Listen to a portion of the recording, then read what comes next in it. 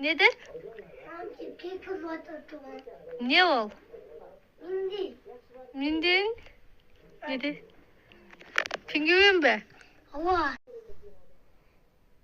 Aman bana. Nam na. Na pele darum ne?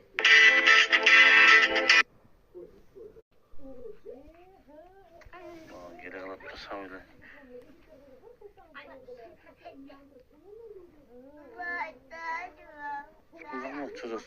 Kullanma çocuğusun.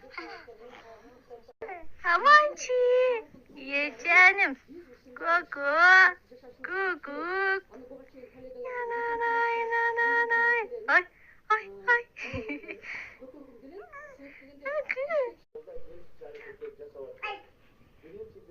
Koy kaç.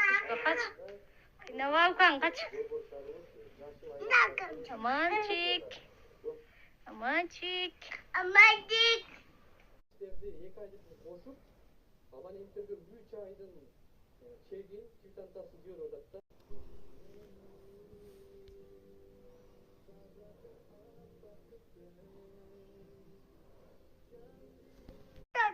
Atanı yağmur koyan. Atan vurup koyan. Kim geldi? Atan salam yak gelir. Bukan vurup dur da muşuk.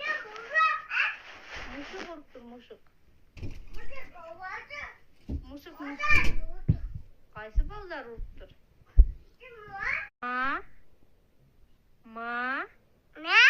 Ma de.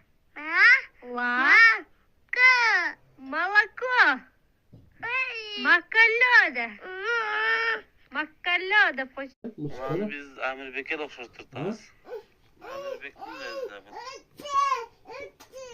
Ulan ise maşka bu. Жақсы көресің бе? Aman. Ben seni жақсы көрөмін. Иә, балай, sen meni жақсы көресің бе? Meni жақсы көресің бе? Өте тағалайын. Amançı. Ye canım.